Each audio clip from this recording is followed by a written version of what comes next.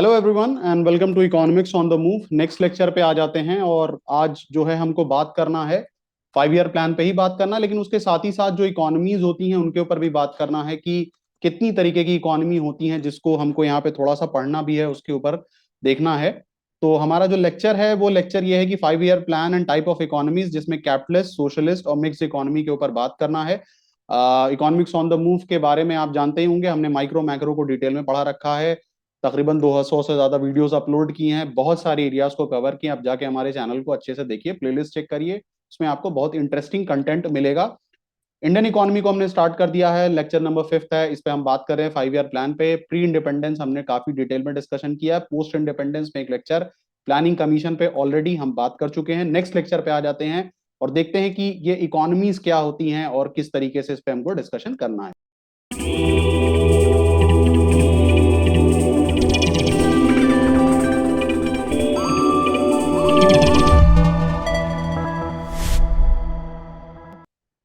Type of economies की अगर हम बात करें, अगर मैं सिंपली यहाँ पे एक बात कर दूं आप लोगों के लिए कि इकोनॉमीज जो होती हैं उसमें देखा जाए तो किस तरीके से आप डिमांड डिफाइन कर सकते हो। आप कह सकते हो कि economy is an area in which people earn money, in which area in which people earn money. ठीक है, पीपल अर्न मनी।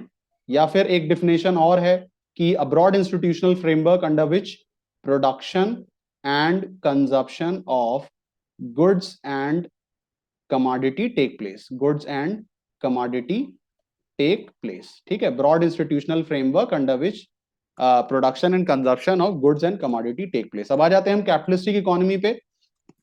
इसको थोड़ा सा समझ लेते हैं कि कैपिटलिस्टिक इकोनॉमी क्या होती है, इसके ऊपर भी हम जरा सा बात कर लेते हैं। तो देखिए, these are type of economy in which means of production are owned by the individuals and the individuals are free to take their economic decision.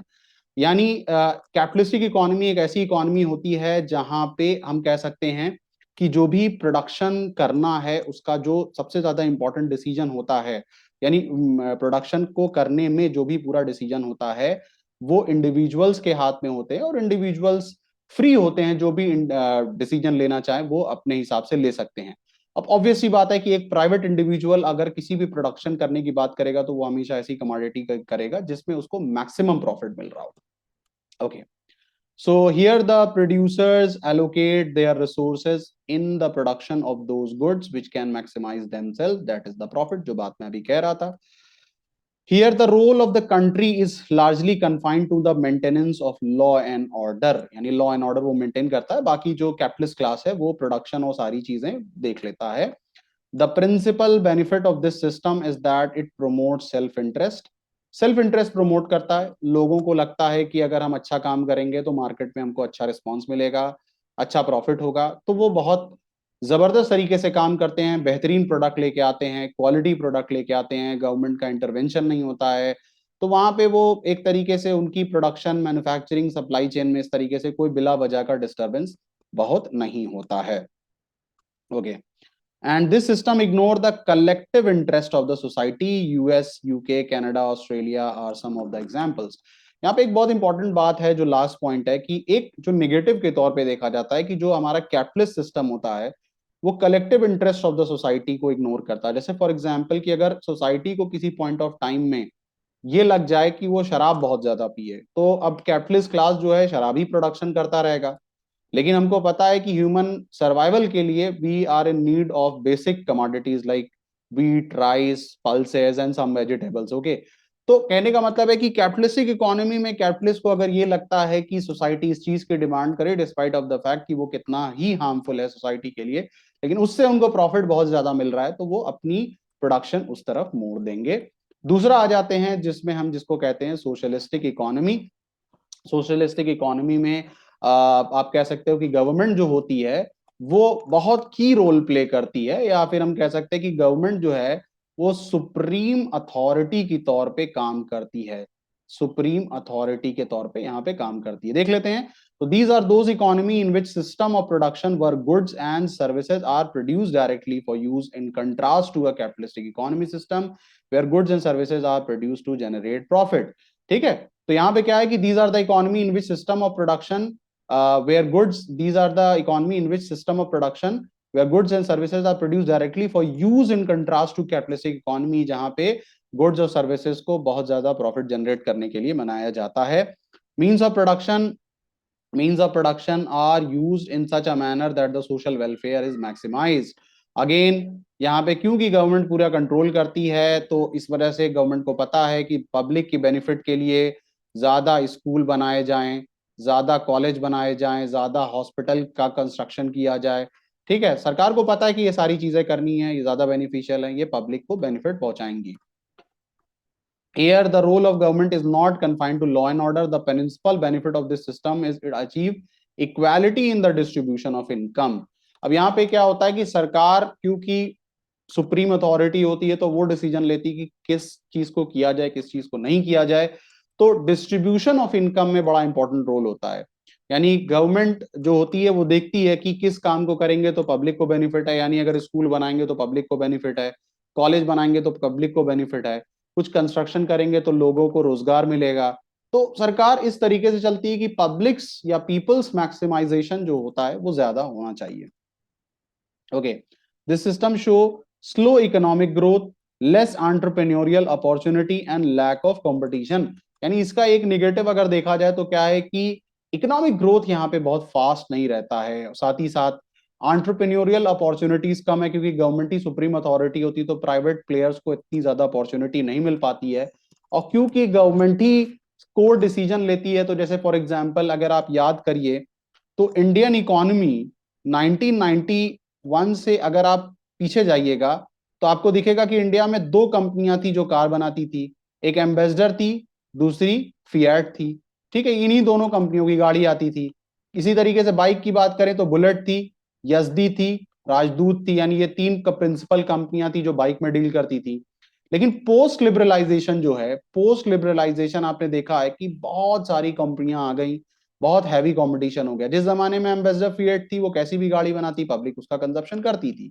Cuba, North Korea are a recent example of the socialistic economy. Last पे आ जाते हैं जो हमारी mixed economy है. Mixed economy के ऊपर बात कर लेते हैं. आप फोटो को देख के ही समझ पा रहे होंगे कि this is the combination of the private and the public. दोनों को मिला के जो चीज पकाई जा रही है या बनाई जा रही है वो यहाँ पे हमारी मिक्स्ड इकोनॉमी है. मिक्स्ड इकोनॉमी यानी एक ऐसी इकोनॉमी जिसमें प्राइवेट पब्लिक की एक पार्टनरशिप रहती है, तीनों मिला के चलते हैं, दोनों मिला के चलते हैं. These are those economic system that combine the aspect of capitalism as well as the socialism. A mixed economic system protect private property and allow a level of economic freedom in the use of capital, but also allow for government to interfere in the economic activity in order to achieve social welfare. जैसे मैंने कहा कि अगर private player को लगता है कि शराब ही बेचा जाए, शराब से प्रॉफिट होगा, तो समाज में इसका निगेटिव इंपैक्ट पड़ सकता है. सोशल वेलफेयर जैसी यहाँ पे कोई बात नहीं है, तो गवर्नमेंट यहाँ पे इंपॉर्टेंट रोल प्ले करती है कि इस तरीके की चीजें नहीं रहनी चाहिए, ओवर एंड अबव नहीं रहना चाहिए. मेरा कहने का ये मतलब नहीं कि कैपिटलिस्टिक इकोनॉमी में गवर्नमेंट कंट्रोल नहीं करती है, लेकिन जब हम मिक्स्ड इकोनॉमी की बात कर रहे हैं या सोशलिस्टिक में, तो पूरी तरीके से गवर्नमेंट ही कंट्रोल करती है. लेकिन मिक्स्ड में ठीक है, प्राइवेट प्लेयर शराब बेचना चाहते हैं तो बना सकते हैं, लेकिन गवर्नमेंट उसके लिए प्रॉपर अथॉरिटी वगैरह, जैसे मान लीजिए कि इंडिया में टोबैको कॉर्पोरेशन ऑफ इंडिया या टोबैको अथॉरिटी ऑफ इंडिया एक बॉडी है जो सिगरेट वगैरह पे की मैन्युफैक्चरिंग को बराबर चेक करती रहती है कि ऐसा तो नहीं कि बहुत ज्यादा मैन्युफैक्चरिंग हो रही है, गलत तरीके से हो रही है. उसके ऊपर लगातार चेक एंड बैलेंस बनाने की कोशिश करती है. उसके बाद देखें तो here both private as well as the public plays a significant role. The principal benefit of this system is that it combines the innovative idea and effort of private player who can increase GDP. बहुत important चीज है. plus the government who can focus on the maximization of the social welfare. तो यानी एक तरफ तो हम private player के ऊपर को अपॉर्चुनिटी देते हैं, उनकी इनोवेटिव आइडियाज को काफी सराहते हैं, काफी वेलकम करते हैं. ये सारी चीजें इसलिए है because we wanted to increase the GDP of the country, and simultaneously the government is also playing an important role in the form of maximization of social welfare. सरकार भी सोशल वेलफेयर को मैक्सिमाइज करने में लगातार काम करती रहती है, उस पर फोकस करती है. Okay, next, under the mixed economy the government is often involved in a sort of corruption which affect the productivity in the economy. यहाँ पे भी ये वो चीज होती है कि मिक्स्ड इकोनॉमी में क्योंकि गवर्नमेंट भी अपना रोल प्ले करती है, तो गवर्नमेंट अक्सर जो है फेवर, किसी भी तरीके का फेवर, प्राइवेट लोगों को फेवर देने के लिए बहुत सारी अननेसेसरी करप्ट एक्टिविटीज में भी इन्वॉल्व हो जाती है, जो देखा जाता है। इंडिया के अलावा भी बहुत सारे कंट्री हैं जो मिक्स्ड इकोनॉमी का एग्जांपल है, like Pakistan is also there and there are some more country जो कि मिक्स्ड इकोनॉमी का इंपॉर्टेंट रोल प्ले करते हैं। ओके, सो हमने क्या क्या डिस्कस किया? हमने बात किया कि सोशलिस्टिक इकोनॉमी क्या होती है, कैपिटलिस्टिक के ऊपर बात किया, सोशलिस्टिक के ऊपर बात किया और मिक्स्ड इकोनॉमी के ऊपर बात किया कि ये तीनों इकोनॉमी किस तरीके की हैं। तो उसमें जैसा हम डिस्कस अभी तक कर रहे हैं कि इंडिया अभी जिस दौर में हम बात कर रहे हैं वो सोशलिस्टिक इकोनॉमी है, जहां पे गवर्नमेंट ही सबसे इंपॉर्टेंट रोल प्ले कर रही है, जिसमें और प्लानिंग कमीशन का इसमें काफी इंपॉर्टेंट रोल हो रहा है। So that was all about from this lecture. अगले लेक्चर में थोड़ा और आगे बढ़ेंगे प्लानिंग कमीशन के ऊपर और उसकी सक्सेस, अचीवमेंट, फेल्योर्स के ऊपर एक डिटेल डिस्कशन करेंगे। So that was all about from this lecture. Stay blessed guys and keep on watching economics on the move. Thank you.